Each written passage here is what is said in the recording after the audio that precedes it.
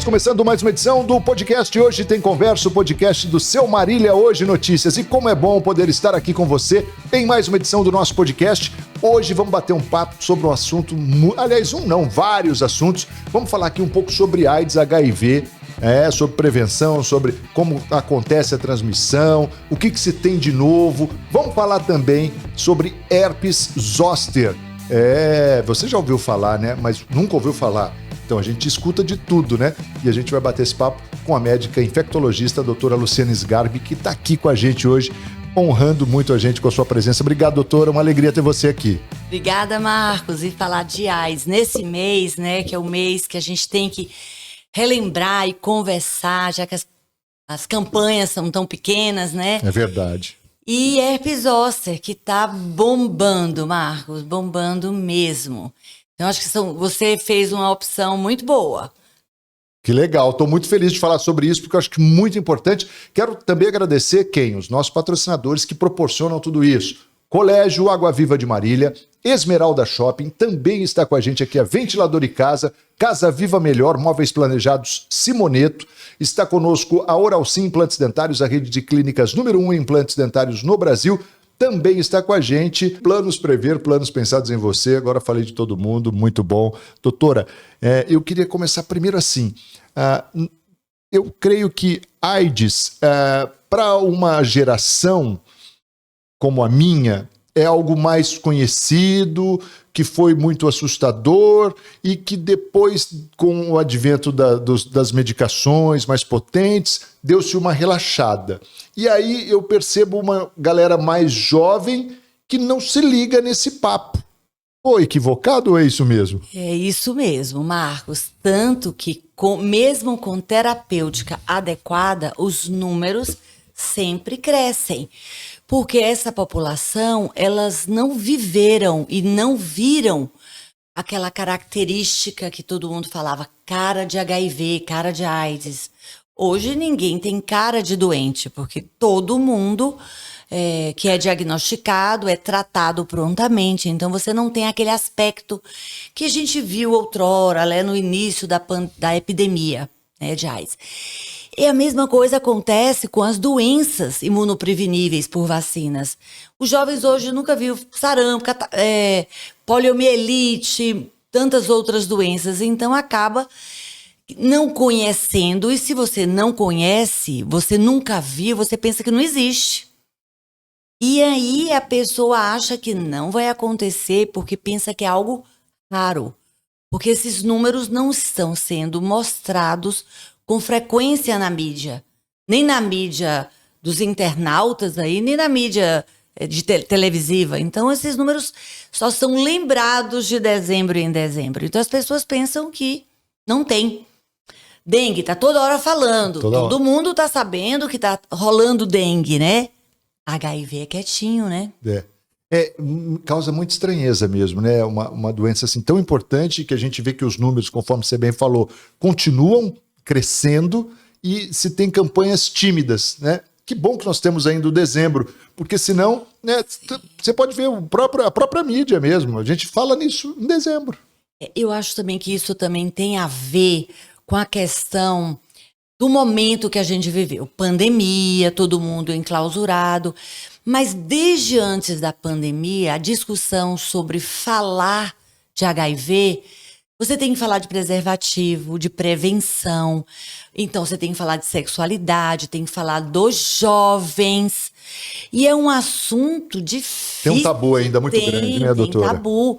É como se você abordasse essa questão como adolescente, não fosse prioritária, né? Prioritária, porque eles vão pegar, mesmo que não pegue o vírus HIV, porque ele é realmente prevenido com o uso do preservativo, mas tem outras ISTs que, ao adquirir essas infecções sexualmente transmissíveis, isso facilita a entrada do HIV. Então, eu acho que a sociedade tem que realmente olhar a realidade e ver que os números estão aí. Então, o governo, no meu entendimento, deveria mostrar que nos últimos 10 anos a doença segue em crescimento, né? A estimativa no Brasil, Marcos, é de quase 1 milhão de pessoas vivendo com o vírus HIV. Então, não é algo desprezível. De forma alguma, é muita gente. E é interessante porque, falando dessa questão de bater um papo com adolescente e tal, que esses tabus ainda existem, a gente percebe que tem muita preocupação assim, se eu falar a respeito, eu vou estar estimulando. Se eu falar do preservativo, por exemplo, Sim. eu vou estar estimulando, vou estar assinando embaixo que eu concordo com essa conduta e tal. Quando, na verdade, não falar, você está expondo o risco, porque você não vai mudar a conduta do jovem, né? Exatamente. Se ele tiver que fazer o sexo, ele vai fazer, sem a proteção, se ele não tiver conhecimento. E isso abre uma oportunidade dos pais conversarem com o seu adolescente. Saber com que ele conversa, com que ele está aprendendo, o que ele está aprendendo, o que ele está fazendo. Mas se esse assunto não é tocado, né, você fica cego. E o número maior de casos de AIDS está entre os 20 e os 29 anos. Então, muitos são infectados mais precocemente, vão descobrir aí. Então, é uma fase de 20 a 29 de quê? Universitários, não é? Essa faixa de idade aí. Então, eu penso que não devia ser nada pontual. Conversar de HIV tem que ser um assunto de pauta. Só que nós tivemos uma situação que atropelou, que foi a pandemia. Então, os números que também estão em ascensão reflete falta de testagem, falta de políticas voltadas para isso. Houve um período em que ficou um pouco descoberta a coordenação do programa. Então, eu penso que agora, com essa retomada do cuidado com a saúde, a AIDS deveria ser uma pauta, eu não digo diária, mas não pode ser uma vez por mês. Ela devia participar, né, do dia a dia das pessoas, porque o jovem é como você falou. Os meus filhos sabem de HIV por mim, porque se ele esperar de alguma informação da escola, da mídia, onde é que ele vai ouvir falar? E se vier do amigo, provavelmente vem equivocada, né? Vem equivocada. Então, eles acham que isso vai acontecer só com pessoas que têm uma promiscuidade sexual, ou pessoas profissionais do sexo, ou com mulheres trans. Eles não imaginam que isso está do lado da gente, né? Que a menina ou o rapaz que está ali do seu lado pode ter HIV e nem saber, porque já teve uma experiência anterior com alguém, já pegou, e isso dá uma bola de neve. Você não tem cara, né? Não tem sinal. Não tem sinal. A pegar HIV, Marcos, não dói. Até porque esse indivíduo pode ainda nem ter manifestado a doença em si, né? Você tem um vírus, você não tem dor, você não tem febre, você não tem nada. Você só tem o vírus. Só tem o vírus. 10% só das pessoas, ao adquirirem o vírus, tem o que nós chamamos de síndrome retroviral aguda. 90% pega o vírus e não tem ideia, né, que pegou. E aí, ele, nesse momento inicial, ele é altamente infectante.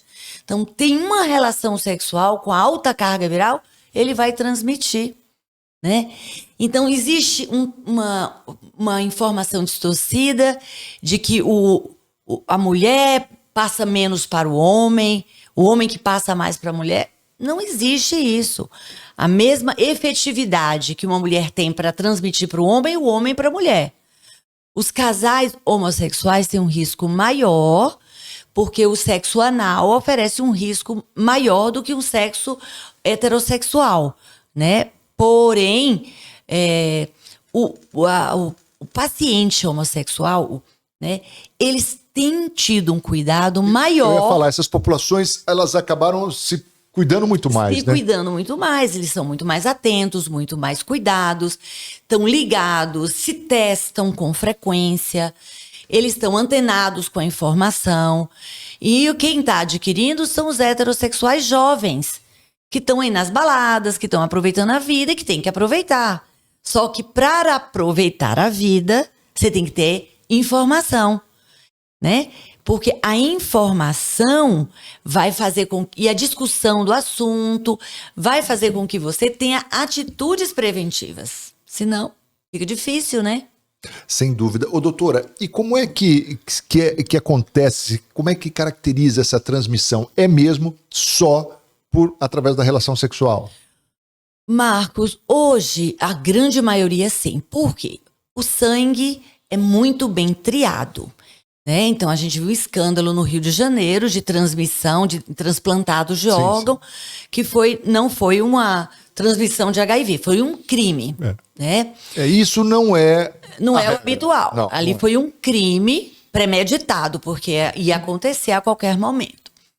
A transmissão por droga também caiu no sentido injetável. Décadas lá atrás, a cocaína era injetável, né? Heroína injetável. Hoje o uso mais habitual as drogas ilícitas são fumadas, cheiradas, então acaba tendo uma prostituição do corpo para adquirir a sua droga. Então, acaba indo para a questão sexual. A transmissão mãe e filho ainda é importante, especialmente no sul do Brasil. Né? O Rio Grande do Sul, Santa Catarina e alguns estados do norte. Em uma grande maioria, ela tem caído muito. E lá, nesses estados, o fator mais importante ainda é a droga. Então, a gente ainda tem uma transmissão vertical de mães que adquiriram o vírus, não fizeram pré-natal, chegaram num momento muito tardio e não houve aí um tempo adequado de cuidar desse recém-nascido. Então, ainda temos transmissão chamada vertical. Mãe e bebê. Mas se o pré-natal for feito adequadamente, você consegue evitar isso. Zerar, né? Na verdade, se a gente tem a informação, até na hora do parto, dá para você fazer endovenoso, medicamento para gestante, com uma chance interessante, importante de prevenir essa transmissão. Porque essa transmissão é feita por troca sanguínea materna no momento do parto. Então você ainda consegue, ainda assim, prevenir. Na hora do parto, que loucura. Ainda na hora do parto, hoje você consegue efetivamente proteger aquele bebê. Mas muitas já chegam, nós chamamos de período expulsivo, o neném já está coroando ali, já está nascendo e o médico não sabe nem exame da mãe ali. Porque quando chega num tempo que o teste é rápido, você ainda consegue proteger esse bebê, que é a nossa missão, né? Não ter crianças mais no Brasil que HIV positivas. É um absurdo, né, gente? Muito doído. Muito doído mesmo. Agora, como é que essa questão dos exames, do teste rápido e tal, como essa campanha que a gente tem no mês de dezembro em especial, na verdade você tem esse exame disponível aí na rede o tempo todo, né? Sim. Mas agora ela está muito... Como é que é importante essa testagem? Importante, Marcos. Por quê? As pessoas pensam que acabou um relacionamento e aí essas pessoas não sabem se ficou ou não uma sequela do passado, do relacionamento passado. Ou então acaba um relacionamento monogâmico ali, né? Monogâmico, né? Fixo ali. De repente essa pessoa fica na pista, apronta. O que eu quero dizer com apronta? Relação sexual sem preservativo. Né? Porque se a mulher não pede, é difícil o homem colocar. E muitas mulheres acabam não pedindo, não usando o preservativo feminino. Então, o que acontece? De repente, encontra uma pessoa, tem um relacionamento fixo com essa pessoa, mas ele carrega consigo. Então, eu lembro quando eu era ainda residente, há quase 40 anos atrás. Tudo isso, doutora? Não. Opa! A doutora não é boa em matemática, ela é boa em epidemiologia. Nós tínhamos no serviço que eu fiz minha formação uma secretária e ela era muito bonita, né? E toda vez que ela arranjava um namorado novo, ela trazia o sanguinho. Vim testar o meu namorado novo e a gente ficava chocada. Fulana, outro. E o nosso chefe falou, ela está correta. Acho que eu ia falar, certa tá ela, se ela gosta de... A gente ficava assim, né? Nossa, já com outro, mas era tão pouco tempo. E aí o chefe falava, perfeito, essa é a atitude. Por quê? Ela tá com uma pessoa que ela tá conhecendo, e aí? E se essa pessoa tiver ou não? Porque a própria pessoa, às vezes, desconhece a sua situação de portar hepatite B, sífilis, que tá bombando, né? HIV. Então as pessoas desconhecem, têm uma vida inicialmente com preservativo, daqui a pouco o preservativo fica do lado. E eu tô aqui impressionado com essa história porque ela deve ser muito boa de conversa também, né? Porque ela conseguia pegar o sangue dos caras pra levar, né? Ela falava, não. Quer comigo? Dá uma gotinha de sangue. Fazer a coisa correta. Isso há 40 anos 40 atrás. anos atrás, hein? Então, hoje, as pessoas não falam sobre Mas o eu acho que tem muito a ver ainda aquilo que você falou na primeira resposta. As pessoas, essa geração não viu, né? Essas pessoas que adquiriram lá na década de 80, 90 e tal, morrerem e definhando por conta da doença e tal. Então isso foi mais impactante para a geração anterior. E para essa nova geração, infelizmente, isso não está acontecendo. Infelizmente, por um lado, mas felizmente porque a gente teve o avanço nas terapias também, né, doutora? Sim, a terapia é uma bênção, né, Marcos? Porque as pessoas no início ficam muito doídas, né? Tô com HIV, é sofrido. Mas aí o chão vai ficando mais firme, né? Ela vê que a vida não acabou, que ela vai continuar sendo aquela mesma pessoa, que ela não vai mudar, que a medicação, a depender do esquema, ou são 2 comprimidos dia, com muito pouco efeitos adversos, gratuito, fácil de adquirir. Só fazer um parênteses, quando começou, quantos comprimidos eram? Nossa Senhora, quando começou só tinha uma droga, que era o AZT, azidovudina, e a gente nem sabia a dose. A gente usava 4 comprimidos de 4 em 4 horas. Quase que nós matamos muitos pacientes, porque não tinha dose estabelecida. Depois desse AZT, que fez parte ainda do dito coquetel, passava a ser só uma dose 2 vezes por dia, um comprimido a cada. Então, nós usamos dose alta até entender os efeitos, até ajustar a dose. Mas tinha época que nós chegamos a dar de droga antirretroviral, eram 16 comprimidos, fora as medicações das doenças oportunistas, porque Sim. o paciente chegava pra gente doente. Ele estava totalmente exposto. Todo exposto. Então ele tinha tuberculose, toxoplasmose, sapinho na boca, herpes. Então se tinha que tratar muitos problemas de infecção, mais o coquetel. Por um tempo, até o sistema imunológico se recuperar, e aí ficar só com o coquetel. Então, quando vieram as drogas novas, aí nós voltamos a obedecer um americano, ele é coreano-americano, que é o David Ho, que desde o início da epidemia da AIDS, ele falava hit hard, hit early, bata forte, bata cedo. E ninguém concordava com o moço, falava como que a gente vai tratar todo mundo. E a gente então só tratava quando a célula de defesa realmente caía, porque as drogas eram muito ruins, muitos efeitos adversos. Então a gente ficava, né? Eu vou bater cedo e bater forte. E o que eu produzo de efeitos adversos nessa pessoa? Aí, com o passar dos anos, as drogas vão avançando em qualidade, em redução dos efeitos adversos. Aí sim, a pessoa é positiva, ela já começa a tratar naquele dia. É impressionante. Com 4 a 6 semanas, 0 vírus no sangue. E as reações? Nenhuma, Marcos. Que coisa boa, hein, doutora? Nenhuma reação adversa. Eu conto nos dedos os pacientes que a gente precisa fazer uma troca, né, de medicamento por uma reação alérgica, uma intolerância. Mas você tem opções ainda para poder diversificar. Ô, doutora, esse paciente que zera, vamos dizer, como você coloca, ele transmite ainda? Não. Não. Então, a meta do Brasil até 2030 é 90, 90, 90. É você diagnosticar pelo menos, assim, 90% das pessoas, porque tem muita gente que não sabe.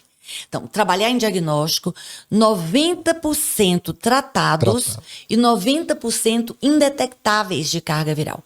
Porque tem muita gente tratando e não tem um segmento regular e aí acaba não estando zerado. Sim. Então, a gente diz que o paciente que está zerado, que está sendo acompanhado em algum serviço, ele tem vida sexual normal no sentido do preservativo. Se ele é casado, ou se ele tem um parceiro fixo ou uma parceira fixa, se ele quiser ter sexo sem preservativo, Risco zero. Risco zero. Né? Risco zero. Quer dizer, é como se ele não tivesse a doença. Se ele não tivesse óbvio, a doença. Sendo monitorado, tratamento rigorosamente em dia. Isso. Então eu tenho muito cuidado. Você não consegue exterminar, né? Se ele parar a medicação, essa carga viral volta. Volta. Com o tempo volta. Tá. Por que volta, Marcos? Porque as medicações são excelentes, mas elas são virustáticas, ou seja, ela para a replicação do vírus. Elas não são virucidas, elas não matam. Não matam. Tá. Então, tem células do nosso corpo que o vírus consegue ficar guardado, que essas drogas não atingem, especialmente sistema nervoso central. Aí, quando não tem o medicamento, elas... Aí o vírus vai botando a manguinha por fora e a coisa vai se replicando. Então é importantíssimo, mais uma vez, esse diagnóstico e esse tratamento, né? Porque... Eu vou voltar, né? Mais importante ainda, a prevenção, não pegar. Em pegando... Ficar sabendo. Ficar sabendo. E para ficar sabendo, eu tenho que fazer o exame. Então, todo indivíduo que teve relação sexual sem preservativo deve fazer. Ah, mas eu não tive relação com nenhuma menina de programa, nenhuma prostituta, nem... Não importa. Nós temos pacientes desde andarilho até condomínios fechados de alto padrão.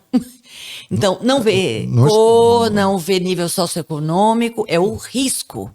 Ele pode ser hétero, homo, bi, poli, tetra, torcer para qualquer time, isso não aí. importa. Ele pode fazer o que ele quiser da vida dele, mas é importante se amar, se cuidar, né? Ter a possibilidade de ter sua vida sexual plena, né? E o preservativo, também brinca com ele, que seja criativo, né?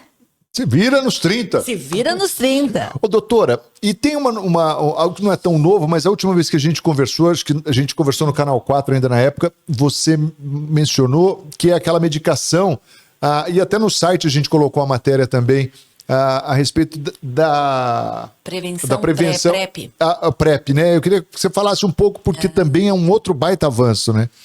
Então, tem a PEP, que é quando eu me acidento ou quando eu tenho uma relação sexual e estou sem preservativo e eu quero me proteger com relação àquela relação.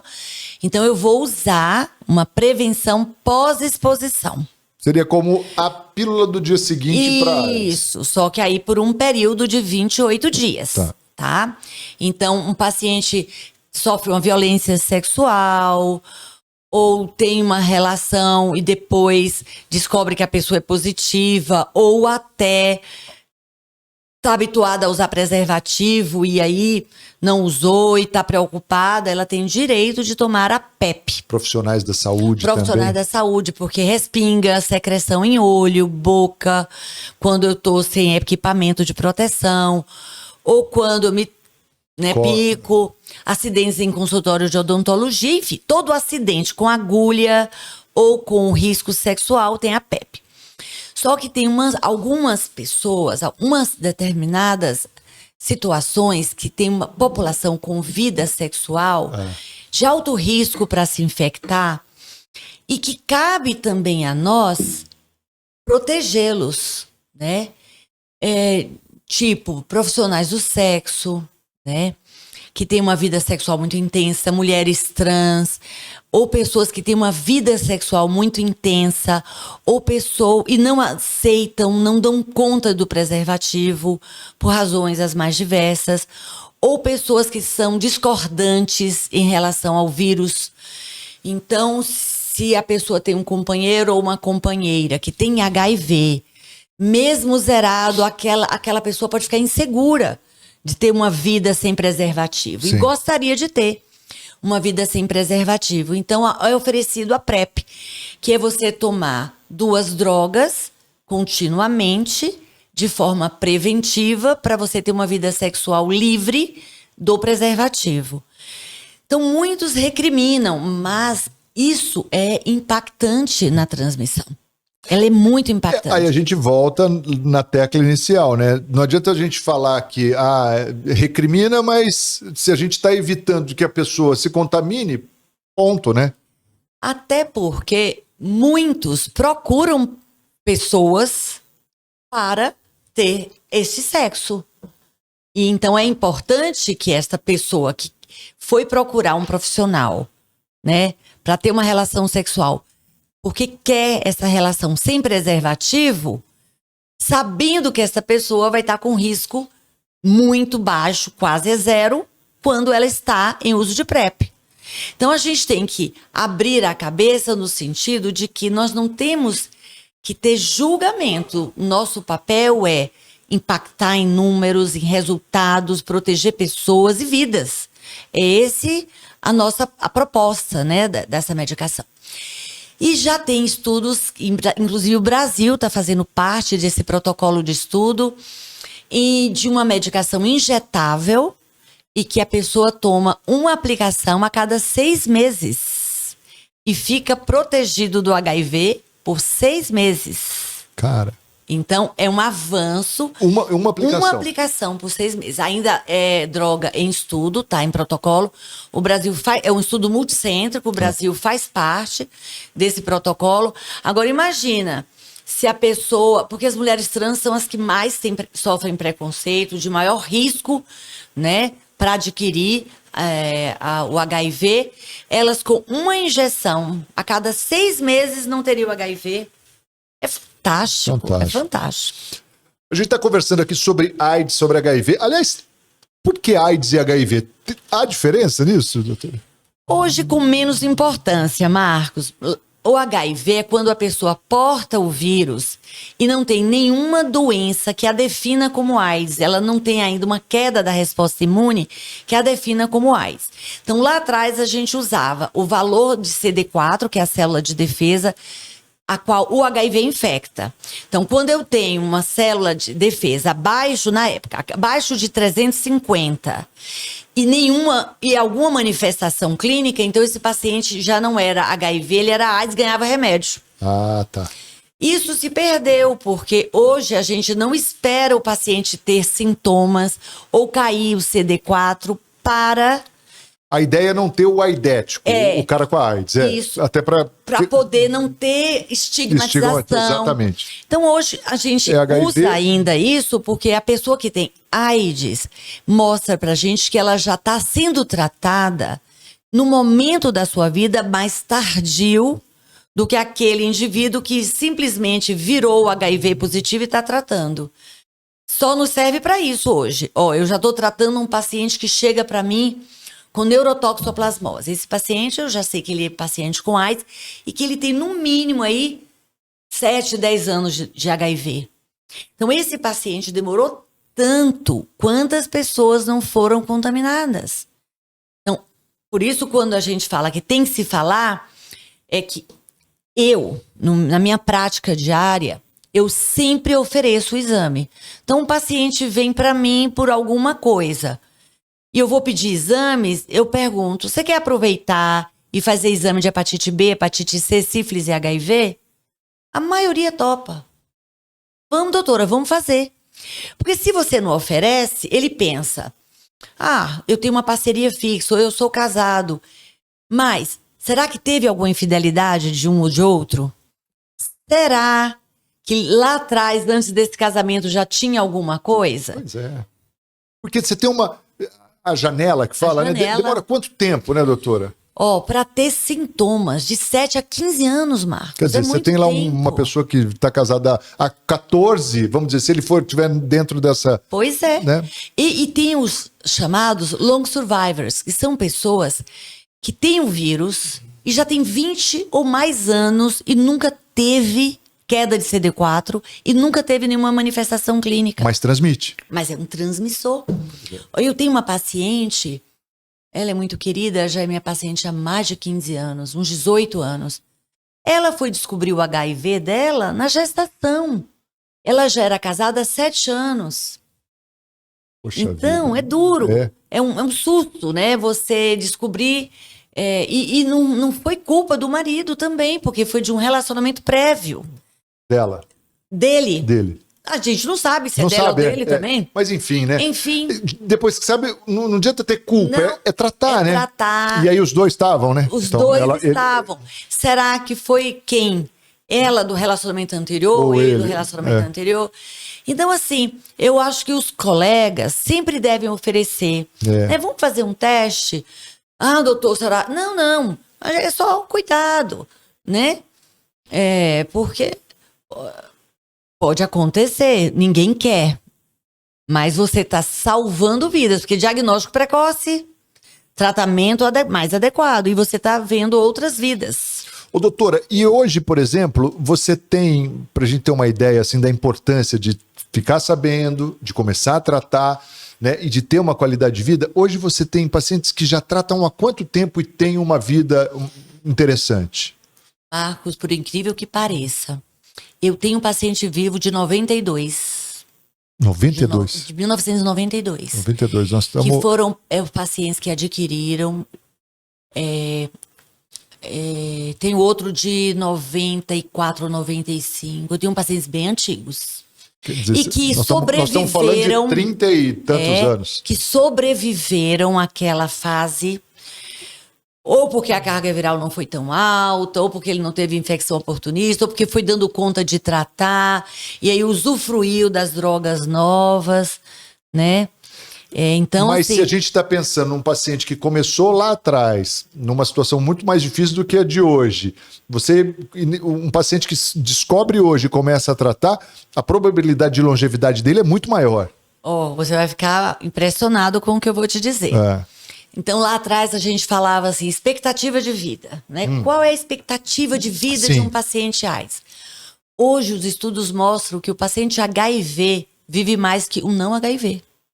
Verdade. Como isso? Como, né? Por quê? Você acha que um jovem de 20 anos, 30 anos, 40 anos, está fazendo exames para ver seu colesterol, glicemia? Não. Vendo a sua pressão? Não. Falo por mim, não. Não. A mulher vai ao médico, depois da pediatria para o ginecologista, né? Sim. O homem vai para quem? Não vai. Ele vai fazer exame de próstata lá para frente. E nesse período, ele vive, não é isso? Então, tem um estudo muito legal feito na Europa, um estudo multicêntrico, vários países europeus, onde foram acompanhados homens que estavam regularmente aderidos a um serviço de saúde e comparando a faixa de idade e a mortalidade. E iam ficando pelo caminho os não HIV. Porque não sabia que era hipertenso, não tratava, não era diabético, não tá. Então, quando você vê o paciente, a hora que ele estabiliza, você vê esse paciente no mínimo 2 vezes por ano. Se ele tem glicemia alta, você corrige, o colesterol você corrige, você estimula exercício, com o tempo ele para de fumar, se ele é adicto à droga, muitos conseguem melhorar a questão da droga, faz exercício físico. Então, quando você vai colocar isso na balança, o paciente vai chegando aos 50 anos, o não HIV, cheio de problemas de saúde que não foi detectado. Eu estou falando de Europa, onde tem um serviço de saúde seguramente melhor que o nosso em termos preventivos. Então, a qualidade, a quantidade de vida, por conta de uma assistência médica, como é que eu diria, mínima de 2 vezes por ano, mínima, porque muitos pacientes acompanham a cada 3 meses, 4 meses, mas 2 vezes por ano, perfeito. Não é legal isso? É maravilhoso e assustador ao mesmo tempo. Então você que não tem o HIV precisa também começar a se preocupar, né, com a sua saúde. Não precisa se preocupar com o HIV, mas cuida do colesterol e de tudo mais. Diabetes. Então, assim, ninguém faz check-up dos 20 não, aos 40. mas é verdade, isso Não explica faz. muito, não faz. Não faz. E aí o paciente que está num tratamento como esse, levando a sério, ele tem todo um olhar para a saúde o tempo todo, né? E outra coisa que é legal, esses pacientes fazem vínculo com o seu médico. Seja na rede básica, seja no consultório, seja ligado às universidades. O paciente, você casa com esse paciente, porque você conhece tudo dele. E ele confia e ele vai passo a passo. É impressionante. Eu tenho pacientes, Marcos, que falam assim, minha vida com HIV está muito melhor do que ela foi outrora. Você vê? E você não imaginava, eu achei que eu não fosse viver Para ouvir isso. para ouvir isso. E não é de um paciente. Eu ouço isso de muitos pacientes. Né? De que a vida está melhor agora.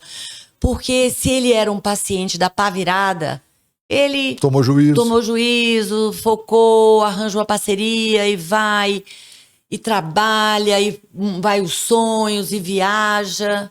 É impressionante. Eu acho que a mensagem sobre AIDS, acho que é essa que a gente queria passar, de realmente você ficar sabendo, é muito importante, né? Fique sabendo, que é o nome da campanha, inclusive, que o governo faz aí. Fique sabendo, tem com facilidade, tem serviços aí, exame e teste gratuito, que você tem aí todo o cuidado eles têm, né? De serem mesmo, fazer a coisa confidencialmente, com toda a transparência para você, só você. Interessa a você, mais ninguém, né?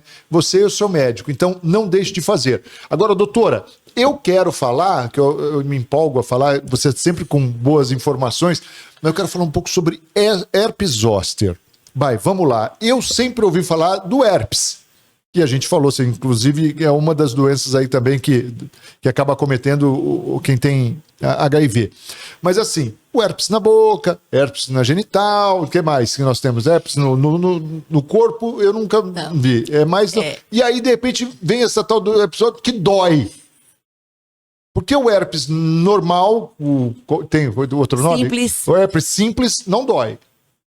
Incomoda e tal, né? Então, são primos, são da mesma São família. primos. São primos, pertencem à mesma família. Aquele brabo, aquele pitbull. O herpes simples, você me deu essa deixa aí. Então, ele acomete boca, na grande maioria das vezes, região genital, mas ele pode acometer nariz, olho e raramente fazer uma meningoencefalite braba. Tá. Sequela gravíssima. 90% dos que sobrevivem saem sequelados. A meningoencefalite herpética é grave.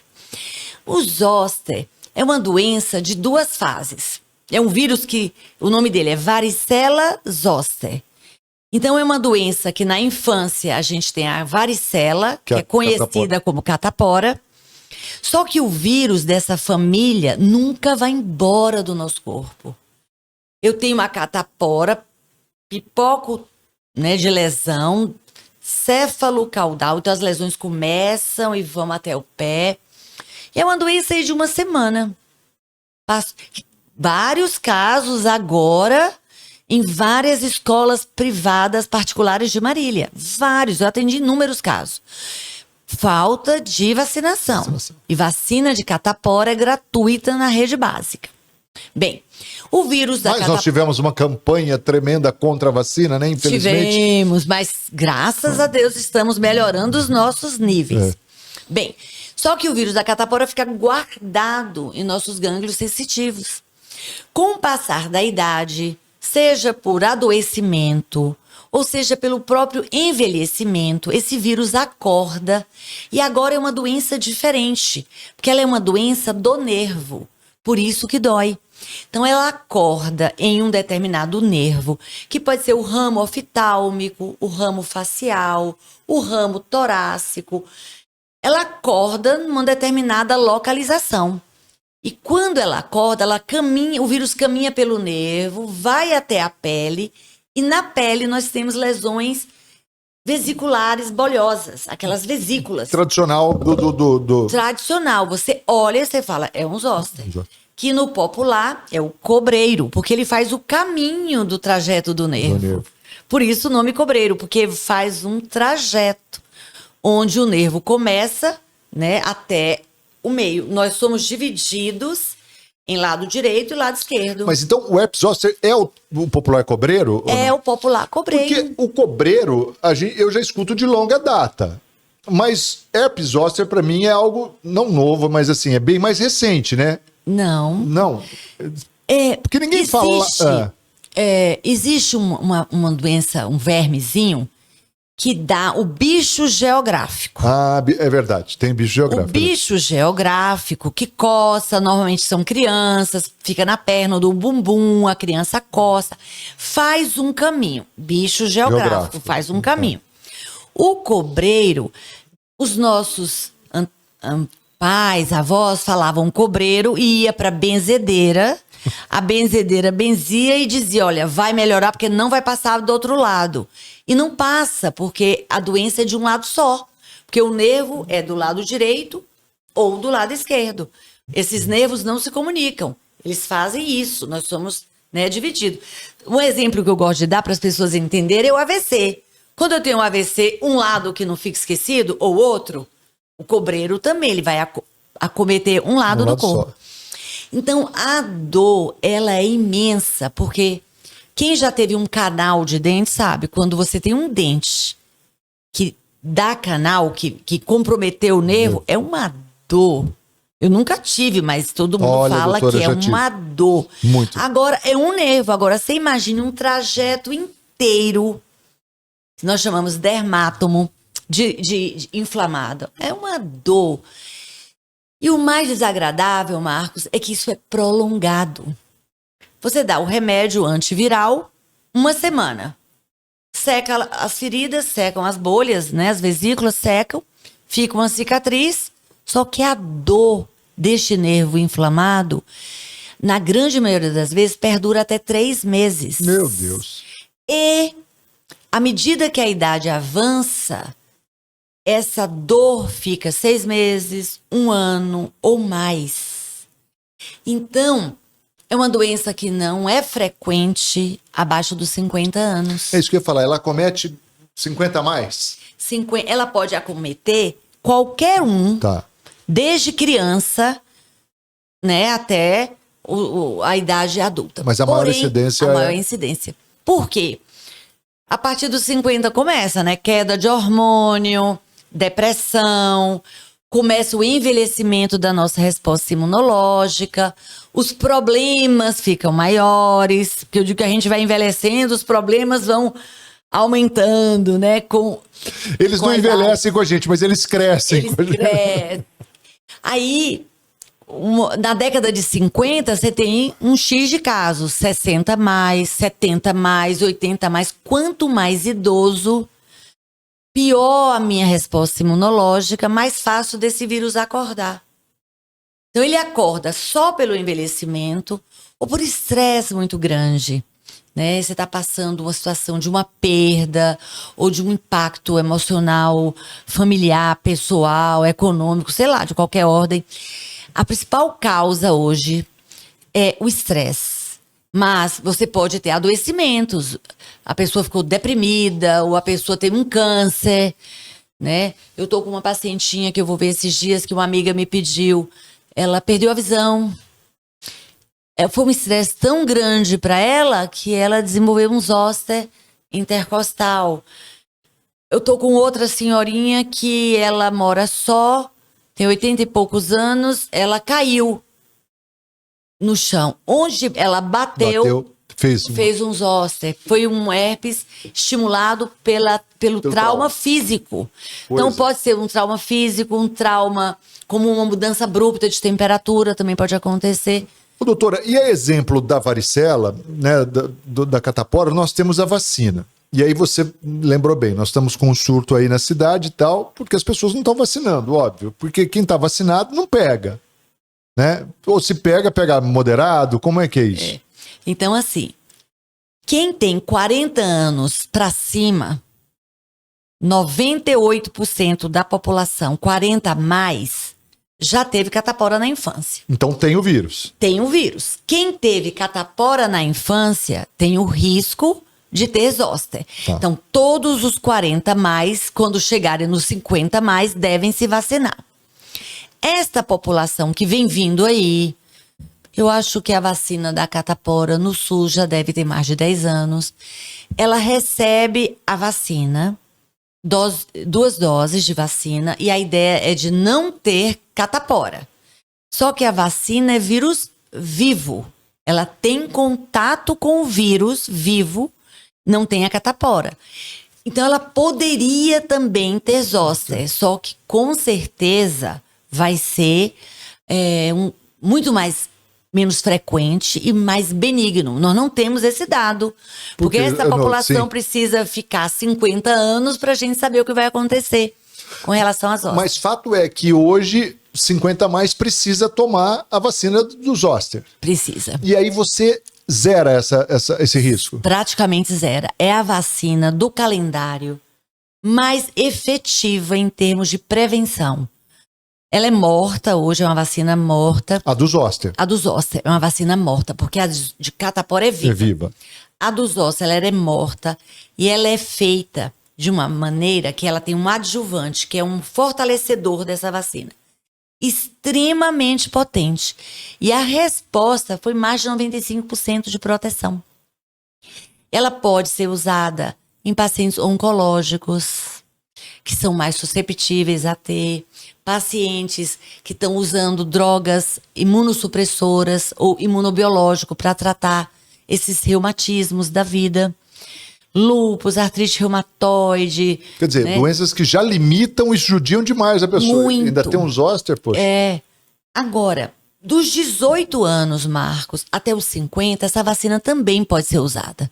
Só que eu não vou usar desnecessariamente. Agora, eu tenho um doente de 20 anos, tem uma doença de base grave, ele vai vacinar. Então, ele tem uma doença renal grave, ou hepática grave, ou cardíaca, ou qualquer doença que comprometa a resposta imune dele, a ideia é vaciná-lo para que ele não tenha zoster, porque daí ele não vai adoecer com 50 anos, ele vai adoecer antes dos 50 anos. Não é legal? Muito legal. E é uma dose só? Como é que funciona? São duas doses com um intervalo de 2 meses. Tá. Você toma uma dose, 2 meses, mais uma dose. Para a vida inteira. É diferente de você comprar uma blusa bonita, que você tá com uma blusa aí, né? Obrigado. Uma camiseta muito bonita. Ganhei da minha nora. Essa norinha comprou essa camiseta para você. Mas daqui a um tempo, essa camiseta não vai dar mais para usar. Não vai. Vacina do zoster, como muitas vacinas, você toma e é para a vida inteira. Então, é um investimento não tenha dúvida. em qualidade de vida. Falar mais uma coisa que eu penso que é importante, né, Marcos? Depois dos 50 anos, 60, a maioria dos casais, a vida mudou. Os filhos cresceram, foram fazer sua vida. Você quer o quê? Qualidade de vida. Sim. Né? Você quer sair com os amigos, você quer ir pro cinema, você quer viajar. E você não quer ter dor. Você não quer ter dor. E outra coisa, você já toma remédio. Difícil chegar aos 60 sem remédio. Eu tomo já remédio. Eu tenho um colesterol alto. Meu médico teve que aumentar meu remédio do colesterol. Eu só não tomo porque eu não vou ao médico, mas se eu fosse... né? Muito bem. Então, aí você toma... Vamos dizer, a pessoa pode ser hipertensa, diabética, ter obesidade. Sim. Já tem ali uma polifarmácia. Aí você tem zoster. E não adianta tomar remedinho básico para essa dor. Os remédios de dor são anticonvulsivantes, remédios pesados, sabe? Remédio que dá sono, remédio que faz você ficar de mau humor, porque você tá com dor. Então, e você não é assim uma semana. Isso são meses que arrastam. Doutora, e uma dúvida até pra gente fechar aqui. O paciente, por exemplo, tomou, ele vai ter essa prevenção, perfeito. Agora, e o indivíduo que contraiu, resolve tomar, ser vacinado? Em que momento? Ajuda no tratamento ou não? É uma outra fase? Sim. Então, quando você está com zoster, agora não adianta vacinar, você já adoeceu. Só que o risco de você ter zoster de novo é o mesmo risco de você ter tido a primeira vez. Então, lá atrás, quando eu era estudante, a gente achava que zoster era só uma vez. Expectativa de vida, nossa, hoje... Meu pai tem 97 anos, então a expectativa de vida no Brasil vem aumentando. Então, o meu risco de ter um zoster novamente está lá, por causa do meu envelhecimento. Então, a pessoa acabou o zoster, o ideal é esperar 6 meses. 6 meses depois, toma. Mas nós estamos autorizados a fazer a vacina assim que o zoster acabou. O paciente não tem mais lesão, o paciente não tem mais dor. Foi com 3 meses? Vou vaciná-lo com 3 meses. Porque depois ele esquece o que passou. O ser humano é assim, né? Por isso que a população cresce, né? É verdade, estou fazendo as fotos aqui. Ô, doutora, hoje você tem a vacina do zoster só na rede privada. Marcos, o mundo inteiro não vai ter essa vacina no público. Por quê? Vacina no público é aquela vacina que vai impactar em qualidade de vida. Sim. Essa, a maioria das pessoas já estão aposentadas. Segundo problema, não é uma doença transmissível. Eu não vou passar zoster para você. É diferente de vacinar de meningite. Quando eu vacino de meningite, eu impacto na transmissão da meningite, da Covid, do sarampo. Zoster não. É uma doença que acomete mais os 50 mais. Ela não é transmissível e o impacto no trabalho, portanto, vai ser da força de trabalho menor. Não tem nenhum país que dá essa vacina gratuita. Não tem interesse, né? Não. O velho que se lá. Bom, nós já estamos nessa faixa. Não, então, ou a gente se cuida. E também não tem uma mortalidade. Não é uma doença que vai matar. A mortalidade é rara. Mas é uma doença que limita muito o indivíduo, hein? Então fica aí o alerta. Se você tem condição, lá na Clínica Sgarbi tem, né? Temos sim. E hoje, doutora, é o que você falou, é um investimento. É um investimento. Sim. E aí você tem também como parcelar essa coisa toda, né? Não tem muita... Isso. E não é nada absurdo, viu, Marcos? Não. É uma vacina cara para a população brasileira? Porque a gente tem que considerar a população brasileira. Sim. Né? Mas é uma vacina que eu penso que o governo deveria ter no SUS para a população especial. 50 mais com comorbidade deveria ganhar, 50 mais oncológico, sabe, que usa medicamentos, porque aí é um benefício que o governo daria para essas pessoas. Já é um alento, né? Mas não faz parte, pelo menos, do escopo momentâneo do governo. É isso aí, sempre aprendendo bastante com a doutora Luciana Sgarbi, médica infectologista, lá da Clínica Sgarbi. Muito obrigado. Doutora, sempre uma alegria conversar com você e fico aí no aguardo por uma próxima oportunidade, tá bom? Eu que agradeço, mas foi uma delícia. Tinha muito tempo que eu não falava tanto de HIV como hoje. Foi muito bom. Legal. Falamos aqui sobre HIV e herpes zoster. Você pegou agora, perdeu, pode voltar aí assistir e compartilha para geral para que essa informação alcance mais e mais pessoas. E o nosso agradecimento também a você que tem aí curtido, compartilhado, isso é muito legal, isso nos ajuda. Quero agradecer aos nossos patrocinadores, Colégio Água Viva, Esmeralda Shopping, Planos Prever, Oral Sim Implantes Dentários, Ventilador e Casa Viva Melhor. A gente tá de volta na semana que vem com mais um Hoje Tem Conversa, o podcast do seu Marília Hoje Notícias. Tchau!